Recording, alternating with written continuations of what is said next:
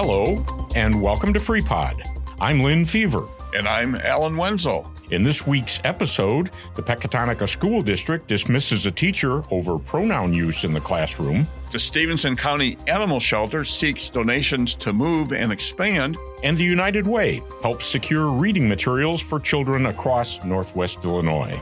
This is Freeport for January 29th, 2026, and here's the news that you've been missing. The Pecatonica Community School District Board has voted not to retain an elementary school music teacher after that teacher informed students that they use non-traditional pronouns. The teacher, Lee Ross, was originally hired on a temporary contract after the Pecatonica Elementary School had been without a full-time music teacher since August.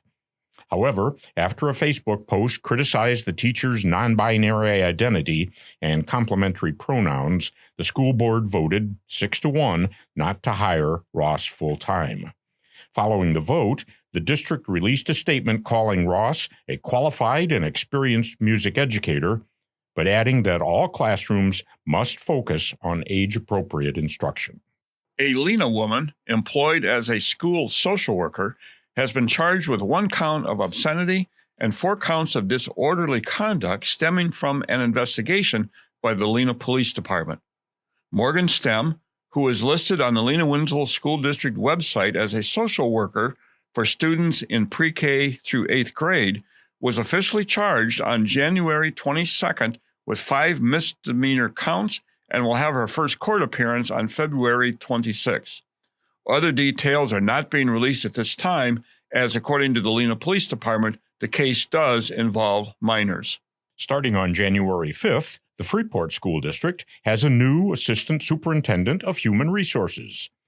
Dr. Kendra Asbury steps into the position to replace Susan Fumo, who will now serve as Assistant Superintendent of Curriculum and Instruction. Asbury comes to the district with 6.5 years of experience in a similar position for Hananiga High School in Rockton. Prior to her administrative career, Asbury was an English language arts teacher and instructional coach. Highland Community College has released their Dean's List for the fall 2025 semester. The list is made up of students who achieved a 3.25 GPA or higher for the term, and is further broken down into honors for students who had a 3.25 to 3.49 GPA, high honors for students with a 3.5 to 3.99 GPA, and highest honors with students with a perfect 4.0 GPA during the fall term. Altogether, around 300 students earned their spot on the list. For a full list of students, including their hometowns, please visit the link in the print version of this story on our website. The president of the Stephenson County Fair Board has been named as president of the Illinois Association of Agricultural Fairs. Gary Milkey of RIDOT will now bring his experience running the Stephenson County Fair to help the delivery of other fairs to their respective communities across the state. Stephenson County Fair has been operating annually since 1854, making it one of the oldest county fairs in Illinois. The Stephenson County Animal Shelter is looking to move facilities and needs community help to make that happen. The shelter is hoping to relocate to 420 West Meadow Drive. It's a move that the animal control warden says is for the safety and well-being of both animals and staff members. Now, to help fund the transition and expansion of services, the shelter is offering sponsorship opportunities. For $250, community members and local businesses can sponsor a cat condo. And for $500, get an outside dog run, and a $1,000 or more donation will buy a dog kennel. Each of those tiers comes with a plaque on the appropriate facility naming the donor. Of course, the shelter will accept any donations or supplies, even if it doesn't meet the sponsorship threshold. If you'd like to donate materials or drop off a check, you can do so directly at 295 West Lamb Road. And for a link to the shelter's GoFundMe page, please visit the print version of this story on our website. The Stephenson County Farm Bureau is hosting a freezer meal fundraiser to benefit the Stephenson County Ag in the Classroom program. For $60, you can get a two-person or serving meal set consisting of white chicken chili, pork loin roast, chicken and biscuit casserole, chicken broccoli and rice casserole, and shepherd's pie. I'm getting hungry already. Meal sets for 5 to 6 people are $125. To order your freezer meal, call the Stephenson County Farm Bureau on or before February 20th. Meal pickups will take place on March 11th between 5 and 6 p.m. You can find the phone number for the Farm Bureau in the print version of this story on our website. In light of uncertainty over federal funding, the state of Illinois is planning on withholding $500 million in spending for the fiscal year.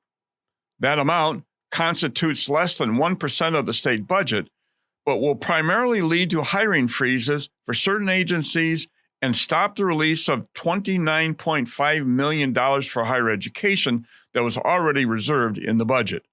Governor Pritzker's office said in that statement that this move is in direct response to the passing and signing of H.R. 1, better known as the One Big Beautiful Bill Act.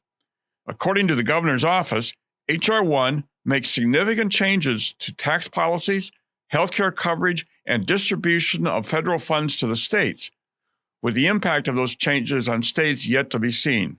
Governor Pritzker will make a budget address on February 18th, where many are hoping to hear clarity and direction on the future of the state's finances. Another impact of the One Big Beautiful Bill for citizens of Illinois is coming to the Medicaid system. Due to changes made in how funding is distributed to the states, lawmakers in Springfield are scrambling to find ways to keep Medicaid in Illinois effective for the foreseeable future. According to the Department of Health Care and Family Services, Illinois spent over $33.7 billion on Medicaid in fiscal year 2025, with 62%, or $20.9 billion, coming from federal funds. But with the changes, Illinois could stand to lose $3.3 to $5.3 billion a year in Medicaid funding by fiscal year 2033.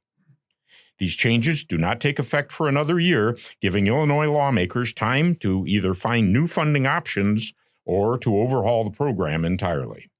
Citing the uptick in flu activity and extreme winter weather events, the American Red Cross says that there's a severe shortage of donor blood available to hospitals. To help address this problem and ensure that patients are treated in a timely manner, the American Red Cross is asking for donors to give a little extra this winter. In particular, platelets and blood types O, A negative, and B negative are in high demand. To set up an appointment to donate, please visit the link found in the print version of this story on our website. OSF Healthcare has named Sister Michaela Meidel as the new president of the Peoria-based healthcare system. Sister Meidel previously served as executive vice president and chief ministry office for the Catholic Healthcare Company. She replaces Michelle Conger, who will move to her new position as CEO in April. OSF Healthcare operates numerous facilities and hospitals in our region. Congressman Eric Sorensen has announced an earmark of $33 million in federal funding for upgrading water and sewer infrastructure in Illinois' 17th District. $4 million of that allocation is being set aside for the city of Freeport, and $3 million is earmarked for German Valley to rebuild their wastewater system. Sorensen requested the funds through community project funding overseen by the House Appropriations Committee. The funds were approved by the House, but have not yet been voted on by the Senate. A new law in Illinois will automatically seal the nonviolent convictions of offenders in the state 3 years after completing their sentence. The Clean Slate Act, scheduled to take effect in 2029, was signed by Governor Pritzker and does not expunge an offender's record, but simply removes the nonviolent offenses from showing up on a background check. Advocates for the law say that it will help reformed individuals to more easily get loans and jobs, as well as buying or renting a home. The Clean Slate Act explicitly does not apply to violent offenses.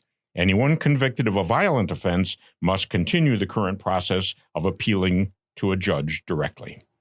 The Greater Freeport Partnership is hosting their annual dinner and awards ceremony on February 5th at the Masonic Event Center in Freeport. The keynote speaker for the event is Rick Dickinson, the recently retired president and CEO of the Greater Dubuque Development Corporation.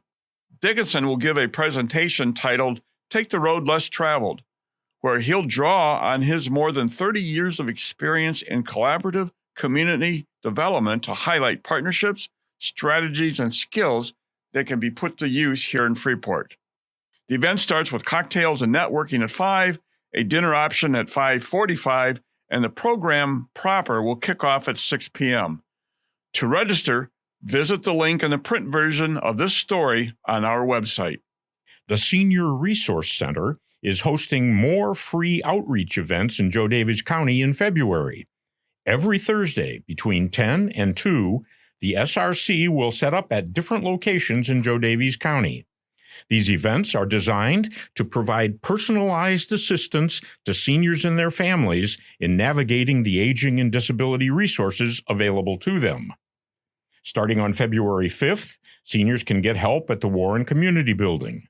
On the 12th, the SRC will be at the Hanover Township Park District. On February 19th, residents can get assistance at Stockton Township Library, and on the 26th, head to the West Galena Township Building between 10 and 2. Appointments are required, and you can call the Senior Resource Center to claim your spot. For more information or to get that phone number, please visit the print version of this story on our website.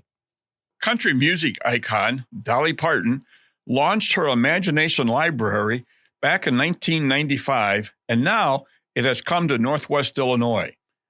The United Way of Northwest Illinois has partnered with local individuals and businesses to ensure that every child in Joe Daviess, Carroll, or Stephenson County can sign up for a free, age-appropriate book to be mailed to their home every month from birth until their 5th birthday.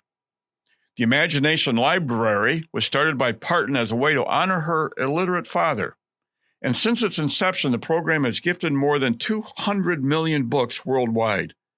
To sign up, please see the link in the print version of this story on our website.